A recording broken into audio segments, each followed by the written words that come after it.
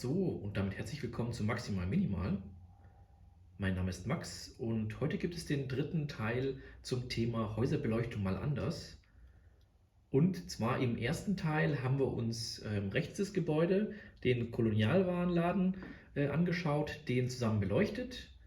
Dann in Teil 2 haben wir in der Mitte das kleine Mehrfamilienhaus beleuchtet. In Teil 2.5, den habe ich noch eingeschoben, bin ich ehrlich, haben wir das Thema mit der Pension, die haben wir zusammen beleuchtet, auch mit dem Anbau, also die Pension Stern.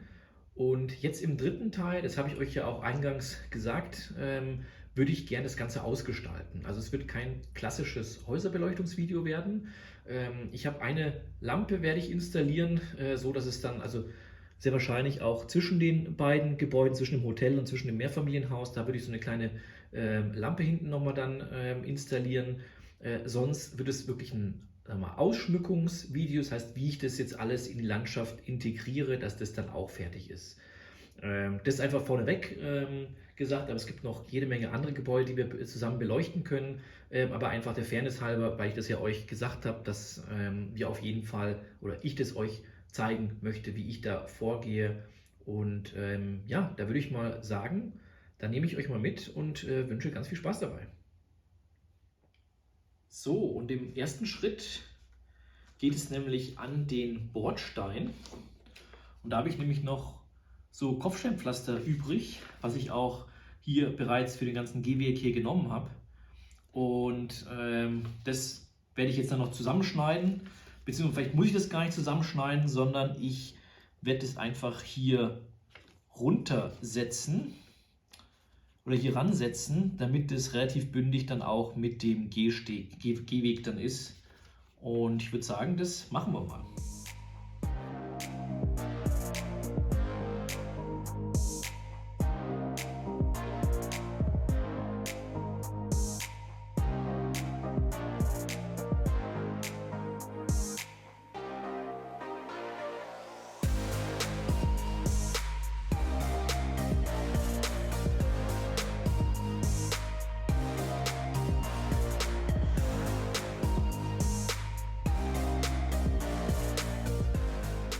So, und so sieht es jetzt von hinten aus. Man sieht leider einen kleinen Farbunterschied. Da sieht man mal über die Zeit von noch ein paar Jahren, wie sieht es auch quasi, wie das gealtert ist.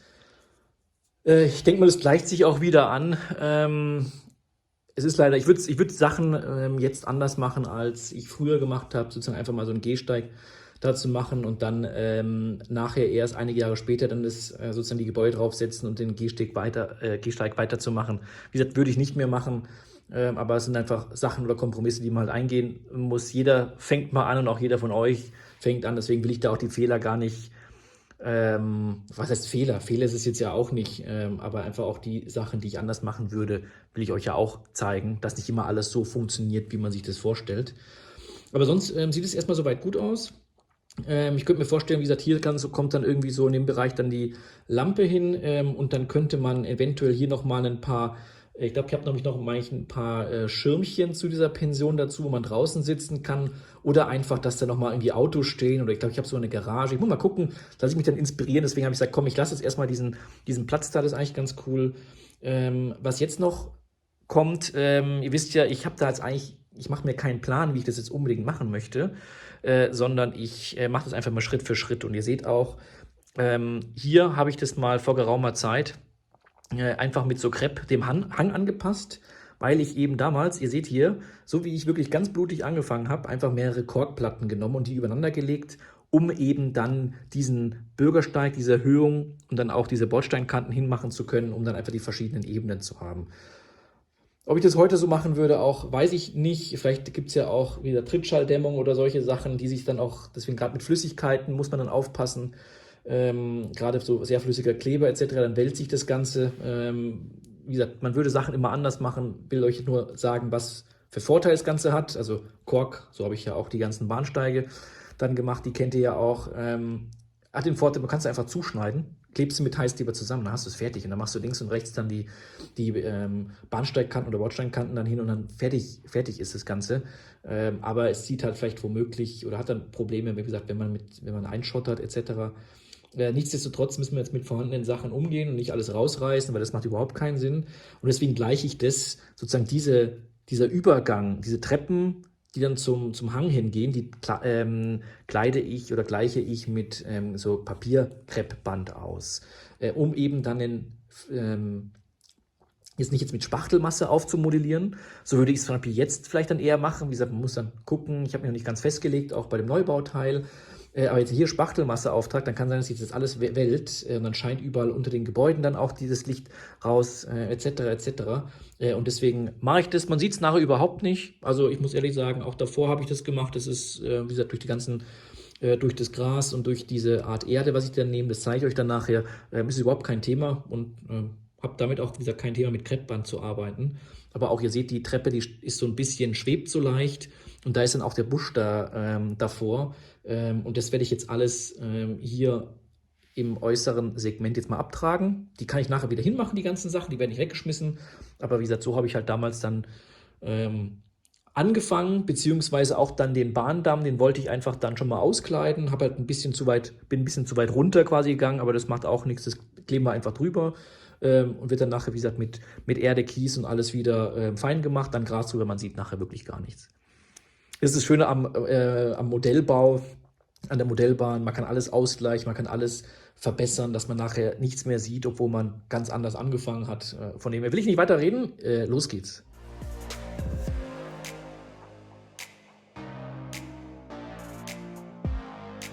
So, und jetzt nehme ich einfach Kreppband und da kleide ich jetzt einfach mit so kleineren Stückchen das Ganze mal aus.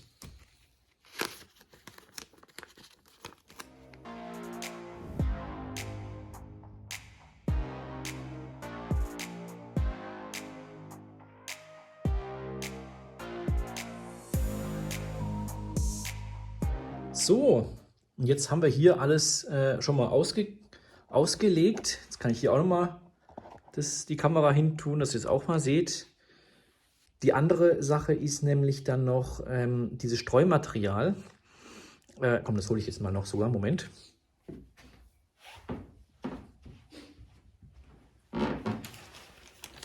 So, da bin ich wieder. Und zwar nutze ich da nämlich als Erde diesen 08441 Streumaterial Braun davon noch. Soll keine Werbung sein.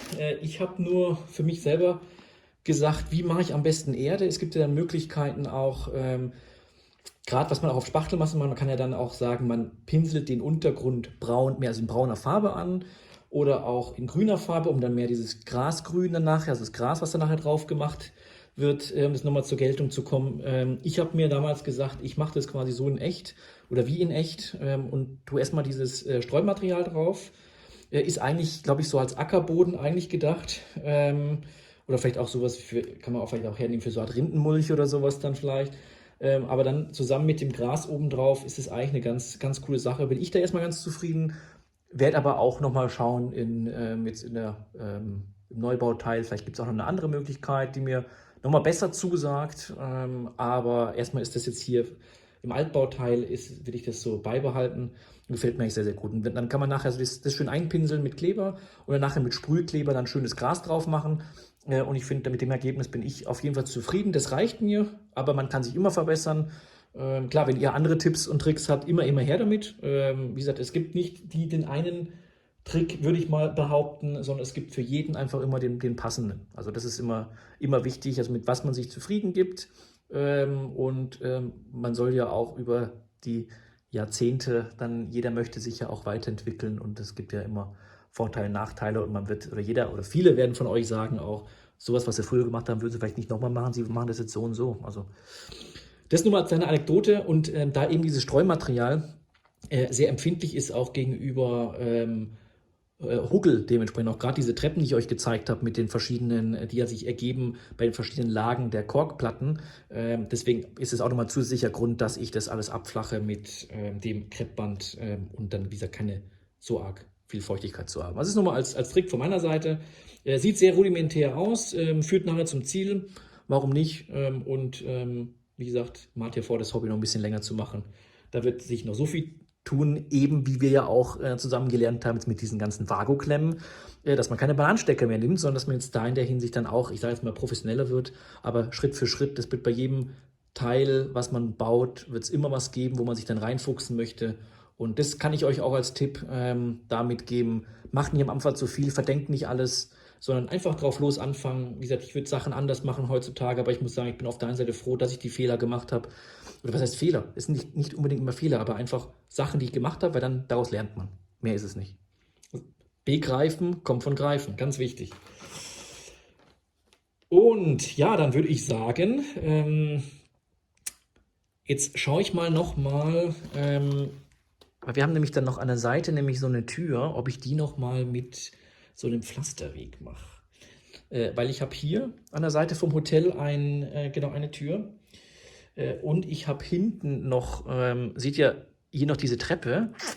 Mache ich die mit Kiesweg oder mache ich die mit einem Dings? Ich glaube, ich würde auch nochmal, zumindest mal schauen, wie das aussehen würde mit so einem Gehweg. Schauen wir mal. So, jetzt habe ich hier mal so einen Weg hingelegt, extra nicht ganz am Haus, damit ich hier an dem Rand dann noch ein kleines oder ein bisschen Gras machen kann oder ein kleines Beet. Ich muss mal gucken, wie ich das mache, aber einfach, dass es nicht ganz nur grau ist. Und wenn ich jetzt einmal rüber gehe zum anderen Haus, da habe ich es jetzt direkt am Haus gemacht, dass man von vorne dann kommt. Da ist mir, das war nicht richtig geklebt, eine Dachrinne abgegangen. Das ist aber nicht so schlimm, die macht man nachher wieder fest. Und ja, ich würde sagen, das Thema Gehweg haben wir soweit. Und jetzt, nee, Moment, ich habe noch eine Idee. Eine Idee habe ich noch, guck mal. Das noch ein bisschen sauberer einzufassen, würde ich jetzt hier auch noch mal das zu Ende machen. So, das gefällt mir jetzt besser. Und wie gesagt, was ich mit dem Platz mache, habe ja gesagt, nochmal sozusagen als das Café erweitern, eine Garage hinstellen oder keine Ahnung, muss mal gucken. Sonst zur Not grast man drüber, wenn man sagt, man möchte es nicht. Das ist einfach der Vorteil. Aber das wollte ich jetzt einfach hier machen. Das gefällt mir auf jeden Fall sehr, sehr gut. Und jetzt würde ich sagen, geht's an Streuen. So, jetzt ist mir gerade noch eingefallen, bevor wir anfangen mit dem Streumaterial, hier eine Terrasse hinzusetzen. Und zwar hinter dem Kolonialwarenladen. Und zwar könnte man jetzt natürlich auch solche Elemente nehmen, wie hier. Einfach als kleine Terrasse oder Hinterausgang. Ich will ihn aber auch nicht verbinden, weil einfach das ist einfach nochmal so hinten, wo, weiß nicht, ein paar Sachen, entweder, weiß nicht, ob ich einen Liegestuhl hinstelle oder habe ich einfach ein paar Sachen stehen, alles. Ich habe noch sowas übrig von Gebäudebausätzen. Würde mit dem Weiß ein bisschen passen, ist aber ganz schön hell, müsste man nachbehandeln. Ich bin einfach am Überlegen, ob ich nicht einfach mit so Bauholz einfach da eine eigene Terrasse bauen. Ich glaube, das mache ich nämlich jetzt auch. Deswegen, ich pinsel die jetzt mit so einem noch Graskleber. Ist ja nichts anderes als, scharf. Nichts anderes als so Weißleim. Deswegen, das passt auf jeden Fall. Also die 61130 würde ich das trotzdem einpinseln und dann einfach die Sachen da selbst bauen. Ich glaube, das passt zu so einem alten Haus hinten eigentlich ganz, ganz gut, würde ich jetzt einfach mal sagen. Und dann pinseln wir das natürlich dann ein und machen dann das Streumaterial hin.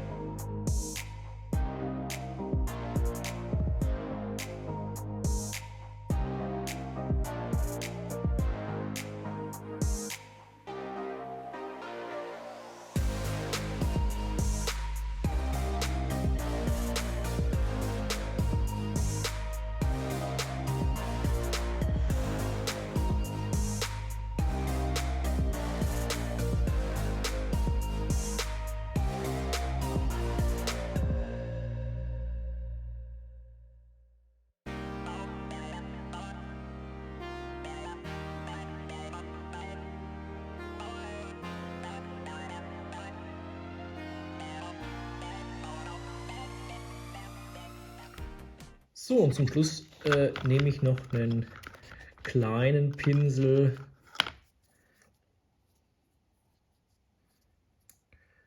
eben für unser Beet dann hier hin. Beet oder wie gesagt, ich glaube, mache einfach auch Gras und setze da vielleicht ein paar mehr Blumen hin oder ich habe auch so Rosengewächs, was ich dann hochschlängel. Ich bin da immer am Überlegen. Man kann dann immer ganz kreativ sein. Das ist cooler, wenn man sich dann nicht verdenkt. Man macht einfach drauf los. Zur Not reißt man es wieder ab, die Pflanzen, oder man quält ein. Und meistens, muss ich sagen, bisher hat es mir immer sehr gut gefallen.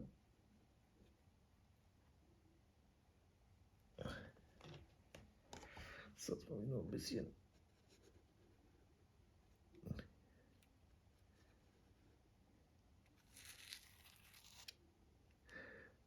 Nicht zu viel. Okay.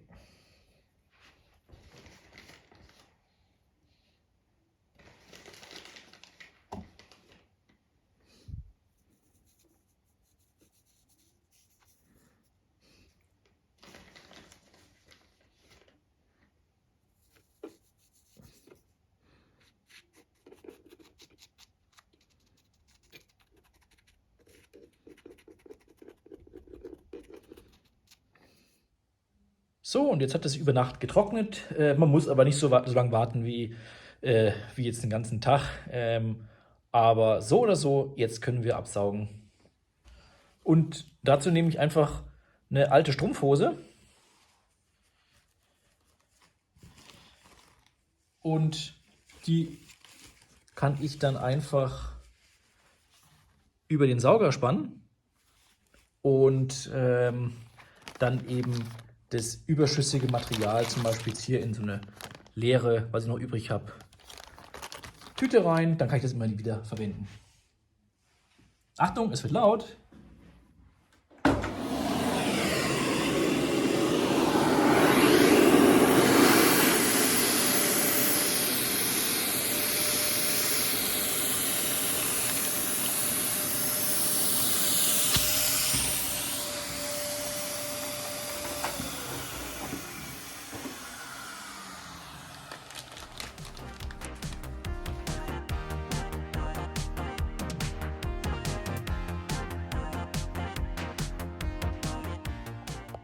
So, und jetzt haben wir alles abgesaugt und es sieht schon wirklich gut aus. Nur wir sehen zum Beispiel hier, habe ich entweder Kleber vergessen oder zu viel, zu stark abgesaugt. Deswegen da müssen wir nochmal nachbessern.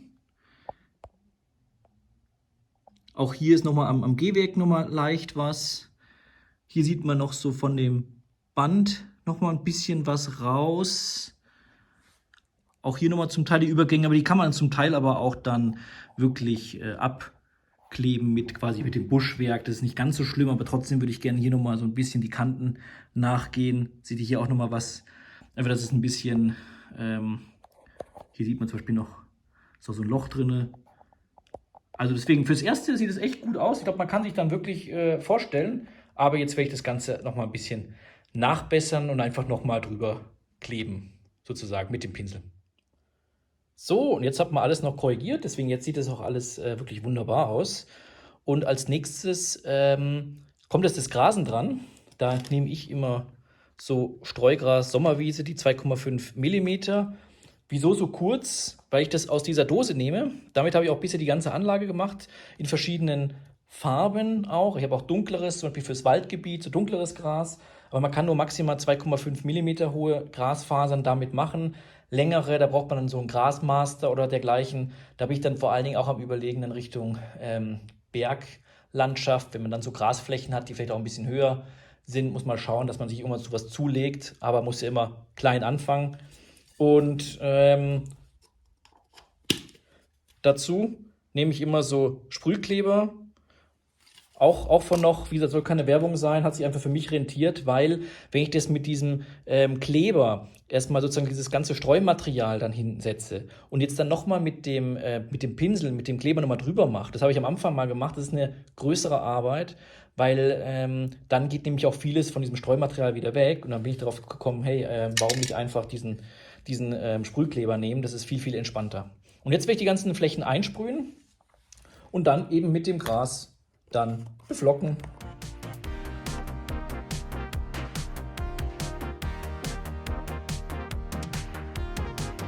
So, und jetzt sauge ich das Ganze einfach ab. Es wird wieder laut.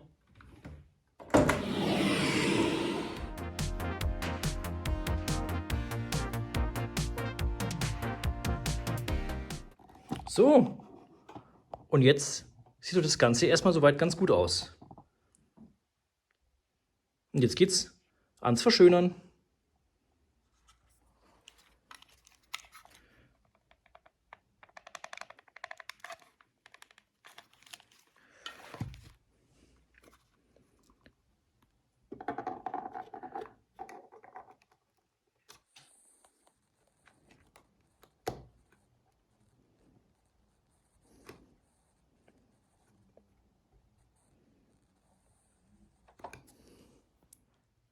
So, und jetzt habe ich ja euch erzählt, ich will an dem Parkplatz noch eine kleine Parkleuchte hinbauen oder Straßenleuchte. Und da habe ich nämlich hier so einen Bausatz mal. Das habe ich noch nie gemacht. Das will ich jetzt mal eben kurz machen.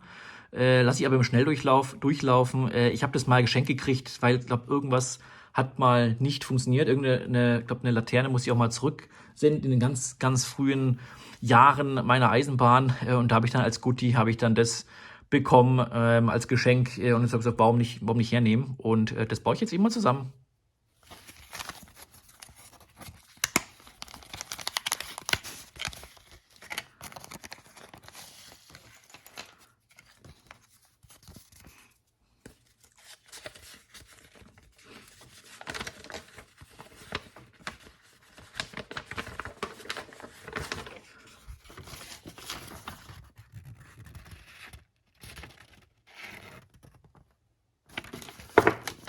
So.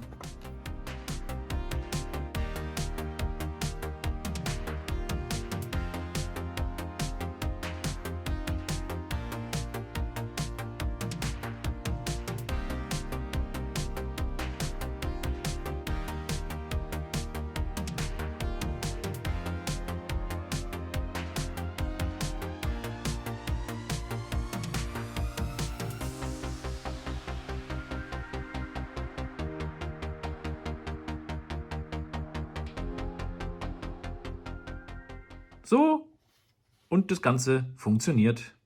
Umbau geglückt. So, und jetzt habt ihr gerade gesehen, wie ich die Lampe zusammengebaut habe. Und hier würden jetzt 4 Autos hinpassen, habe ich jetzt gesehen, als Parkplatz. Das heißt, in der Mitte hier würde ich jetzt ein Loch bohren für die Laterne.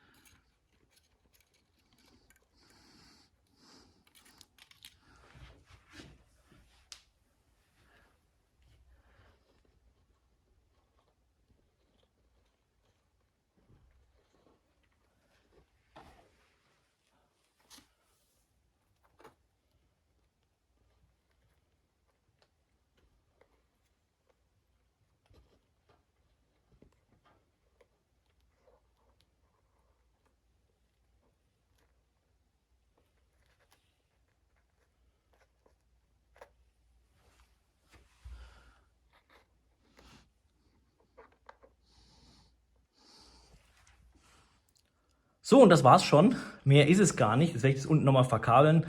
Ihr seht leider, es ist ein bisschen, das passiert leider manchmal bei diesen Pflastersteinen, dass es so ein bisschen ausfranst. Deswegen, da werde ich dann noch irgendwas davor hinkleben, irgendein Fahrrad, irgendwas Kleines, was es nochmal leicht abdeckt. Ist manchmal ein bisschen doof, aber Gott sei Dank, man kann da ein bisschen das ignorieren, wenn man weiß, es sind immer so größere Sockel mit dabei, dann ist nicht ganz so wichtig, sonst könnte man sich das Ganze noch zur Hilfe machen, wenn man sagt, man macht erst mit dem kleinen Bohrer das Ganze rein und dann mit dem größeren. Aber auch dann habe ich schon gehabt, dass sich das dann, diese Klebefolie, diese Pflasterfolie dann um den Bohrer rumwickelt und dann alles abreißt. Oder ein großes Loch habe ich da schon fabriziert, von dem her ist leider manchmal so. Vielleicht muss ich da auch ein bisschen vorsichtiger sein, bin ich ehrlich. Habe jetzt relativ schnell da durchgebohrt, aber wie gesagt, man kann es nachher verdecken und dann alles ist gut. So, und als nächstes befassen wir uns mit dem Thema Ausschmückung. Das heißt, das Gras ist jetzt alles getrocknet und ihr seht hier auch, wir haben diese Foliage nach oben geklappt, um dann eben gut hinzukommen an die Stellen, wo wir dann letzten Endes die begrasen mussten etc. Und das können wir jetzt einfach wieder hinmachen. Das klebe ich auch gar nicht fest, weil das hält nämlich an diesem Gras, an den Grashalmen selber eigentlich immer ganz gut. Und dann kann man das noch so ein bisschen ziehen. Und dann nachher mit so ein paar Sträuchern quasi festkleben. Also mit solchen kleinen Dingen. Und das, wie gesagt, das machen wir das erstmal alles wieder richtig. Und wir sehen überhaupt, was wir alles hier haben. Das müssen wir schon gleich dann nachher festkleben. Ah, da können wir auch noch was. Das machen wir.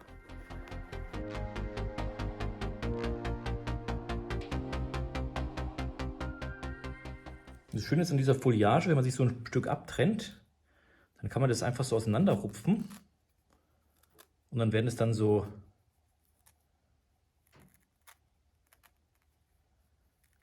größere Grasfasern. Gerade wenn man jetzt sagt, wie ich mache jetzt nur mit so einer Dose begrase ich das Ganze, dann ist es sozusagen so ein bisschen Wildwuchs oder längeres Gras, kann man dann so sagen. Und das teilen wir jetzt. Dann können wir das jetzt hier hinter das Haus und hier so überall ein bisschen hinmachen. So. Zum Beispiel, das kann ich mir jetzt hier alles wegmachen. Dann kann ich nämlich hier, muss nicht alles wirklich bedeckt sein, darum geht es gar nicht, sondern einfach nur so ein paar Akzente setzen. Hier will ich ja, weil das ja ein Garten ist, der muss jetzt ja nicht unbedingt voll mit Wildgras sein. Aber so hinter den Häusern kann man das dann auf jeden Fall sonst gestalten. Und dann zum Festmachen eben dieser Foliage, die hält jetzt so, die verrutscht ja nicht, weil ja auf den Grasfasern gehalten wird. Aber nehme ich dann einfach hier solche Grasbüsche zum Beispiel, das sind jetzt eine Art Feldpflanzen, aber ich finde es auch ganz schön. Dann gibt es hier so Blumen, die man dann hinkleben kann mit Heißkleber oder auch jetzt die wir vorher abgerupft haben. Die sind jetzt alle noch übrig geblieben und die natürlich dann werden auch wieder verwendet. Also ich werde jetzt da nicht irgendwas wegschmeißen. Deswegen dann nehmen wir mal zuerst die Büschelchen, die wir schon noch hier rumliegen haben.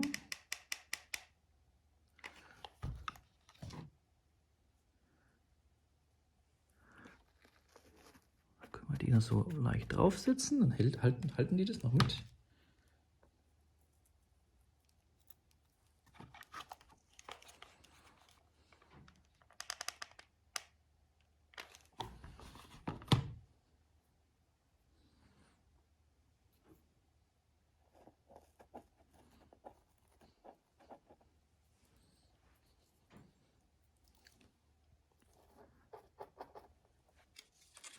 So, jetzt mache ich mir einfach solche Pflänzchen raus.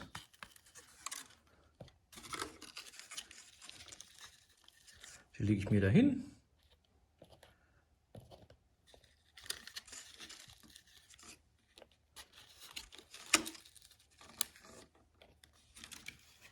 Haben wir da schon mal was?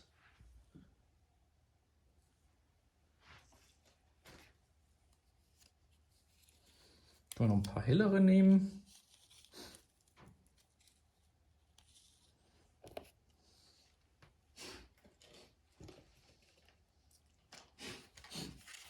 Und dann noch so ein paar Wiesenbüschel, also sowas.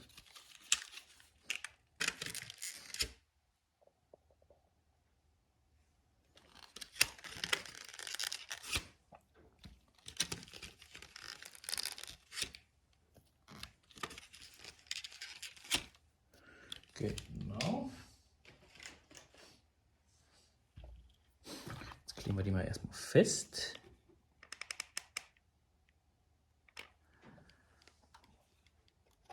Da kann man noch einen hin, damit das anhebt.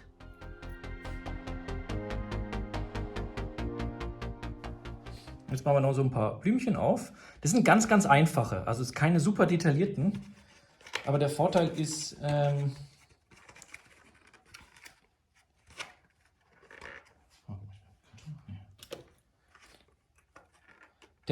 dass die relativ günstig sind und man kann sie auch gerade hernehmen, um mit Heißkleber dann irgendwelche Sachen zu fixieren. Und das ist dann einfach ein Beutel. Aber das passt perfekt, weil wir unten eben, genau wie bei den Grasbüscheln, dann einfach eine Klebestelle haben. Und es bringt nochmal ein bisschen Farbe rein, weil Mutter Natur ist ja nicht eintönig. Also wir haben unten, guck, eine Klebestelle und oben sind die Blümchen drauf. Da sind dann verschiedene Farben mit dabei. Können wir uns jetzt noch ein paar noch hinlegen. Sieht jetzt doch gleich alles schon mal ein bisschen belebter aus. Ich nehme mal das Handy. Also ihr seht, es ist gleich viel abwechslungsreicher. Und jetzt fehlen natürlich noch weitere Vegetation wie Büsche und Bäume. Das kommt natürlich dann auch gleich. Das stecke ich euch wieder rein. Aber ich habe jetzt hier noch eins übrig, das habe ich gesehen. Und zwar sind es, ich zeige es euch sofort, so Blätterrosen. Da habe ich noch eins übrig gehabt. Das habe ich mir jetzt so ein bisschen zurechtgebogen. Und das wollte ich jetzt mal schauen, dass ich das mit euch dann einfach mit so Uhu-Kleber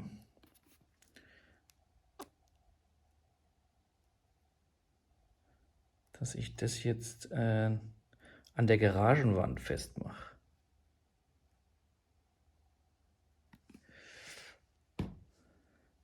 Schauen wir mal, dass es auch so funktioniert, wie ich mir das vorstelle.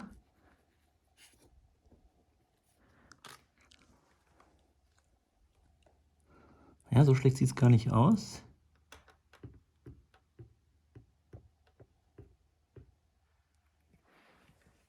Jetzt mache ich nur oben an der Dachrinne nochmal irgendwas. Ein bisschen Kleber hin.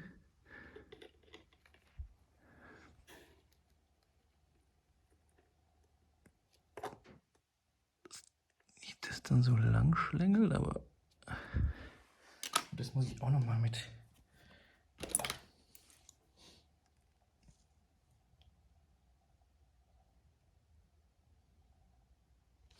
Kleber fixieren. Da mache ich jetzt aber mit der Scherenspitze.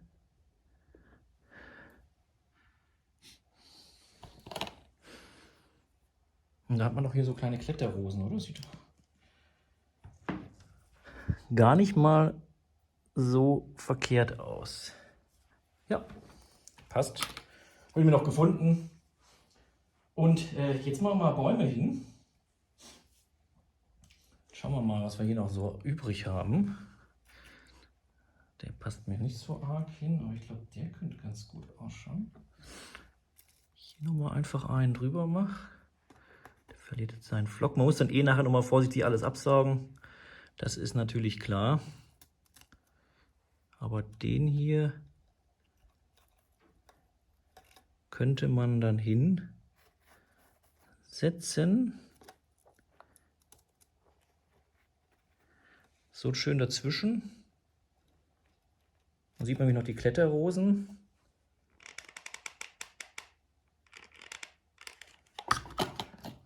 Wieder Heißkleber dran. Und dann schön zwischen rein. Dann sieht man nämlich dann unten drunter nochmal schön, man guckt dann so die Kletterrosen. Sieht nämlich gleich ganz cool aus.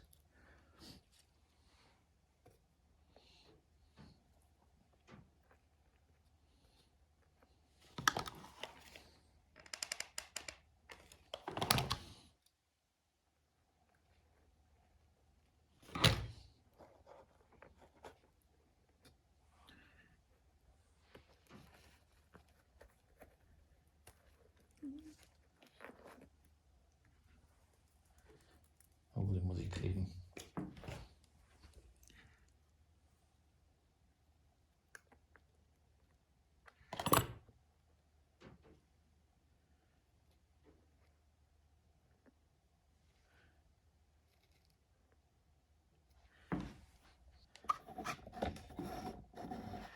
So, jetzt versetze ich euch mal ein bisschen,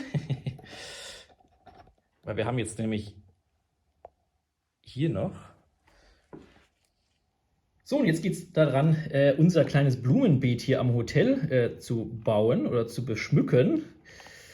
Und da habe ich mal hier so Brombeerbüsche einfach mal schon zurechtgeschnitten. Die haben mit so kleinen lila Punkten quasi dann drauf, echt ganz putzig. Und ganz am Eingang werde ich jetzt hier so einen Farn, das sieht man nicht, ich mach mal, na? So ein Farn hinmachen.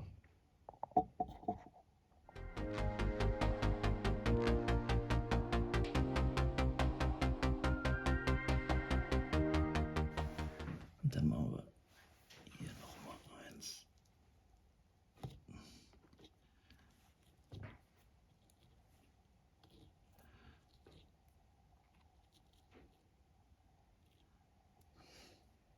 Und jetzt habe ich hier auch noch solche Büsche, die kann man selbst begrasen. Die sind quasi aus Echtsträuchern und die kann man dann mit so Flock, mit Sprühkleber dann selber kreieren. Die habe ich mir zurechtgeschnitten und dann einfach wieder mit Kleber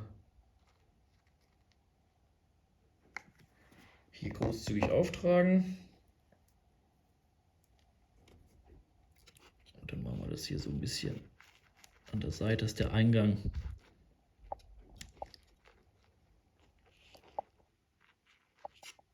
so ein bisschen bebuscht ist.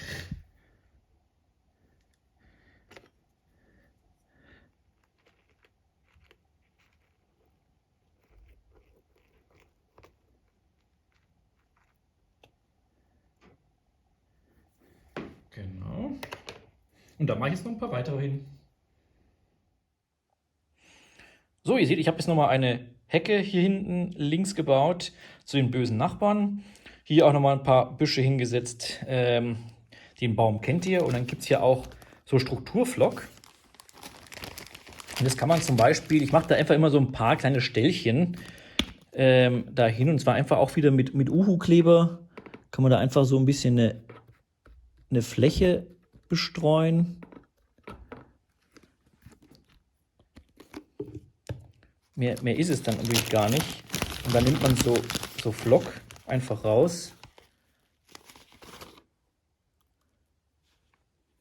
und klebt es dann einfach, streut es dann so drüber und dann ist es wie so ein bisschen auch höheres Gras, Efeu oder sowas dann. Und das kann man auch mit, ich habe zum Beispiel hier so dickeres, das kann man dann hier nochmal an die Seite hinkleben. Und das saugen wir nachher ganz geschmeidig dann mit dem Staubsauger ab. Kann man auch wieder verwenden, also muss man nichts wegschmeißen.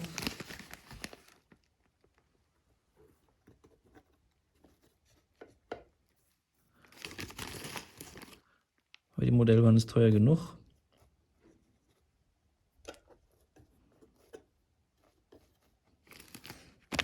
Dann sind es nämlich hier noch so ein paar Ranken. Wie gesagt, das ist viel zu viel.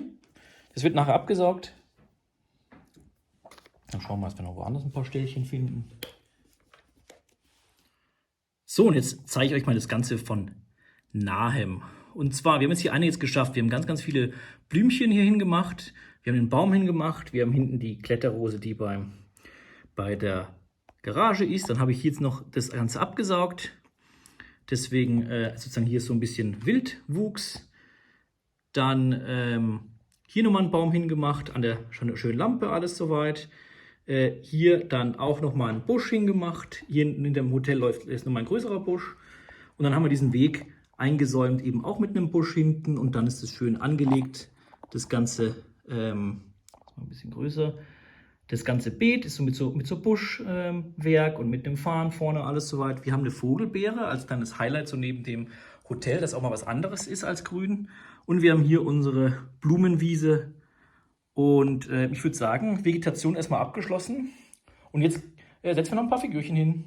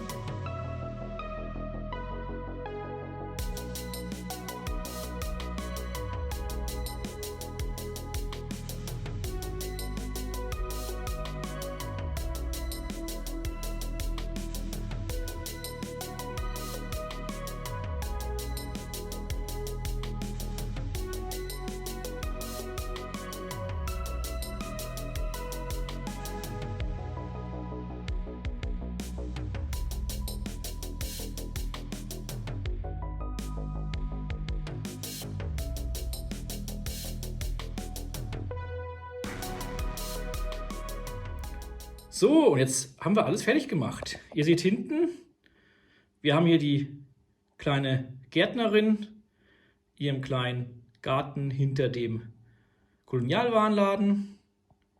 Dann haben wir hier ein bisschen die Mülltonnen hinter dem Mehrparteienhaus und dann auch eine alte Palette. Hier nochmal 2 Vögel, die sich da gegenseitig ärgern. Die Lampe ist auch angeschlossen. Und hier nochmal ein Paar, was sich da am Haus küsst. Wir haben hier nochmal ein bisschen Müll am Mülleimer hingemacht. Hier nochmal, das war schon. Mal vorne hin.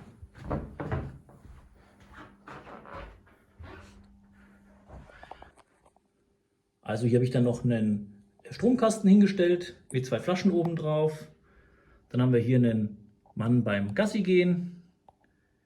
Hier das Paar am Haus, beziehungsweise auch vorne dann der Müll, der noch auf der Straße noch liegt. Dann der Postbote, der gerade den Müll entleert. Noch eine Frau beim Einkaufen, ein harter Kerl mit seinem kleinen Hund. So. Und eine Frau, die noch gerade aus dem Haus rauskommt. Ja, das soll es erstmal gewesen sein. Ich glaube, das war schon alles doch sehr ausführlich. Ich hoffe, euch hat das Ganze gefallen. Und was ihr jetzt noch seht, ist, es fehlen die Autos. Und das wird nochmal in einem separaten Teil, wird es da was geben. Deswegen, da habe ich nämlich noch ein paar Ideen. Deswegen sind hier noch keine Autos da. Und dann wird auch noch hier vorne bei dem Café kommen noch ein paar oder ein Außenbereich hin, die habe ich bestellt, die Sachen. Also es sind noch ein paar Sachen, die noch unterwegs sind, aber ich glaube, das gibt euch mal so einen kleinen Eindruck, was man alles so machen kann, beziehungsweise wie es vorher ausgesehen hat mit Kork und jetzt dann nach dem Begrünen, beziehungsweise jetzt noch mit den kleinen Männchen und Ausschmückungsteilen. Von dem her hat mir sehr viel Spaß gemacht und ich würde sagen, jetzt gibt es noch ein paar Impressionen aus der Dunkelheit und ich verabschiede mich auf jeden Fall hier schon mal und macht es gut, gell? Bis dahin, tschüss!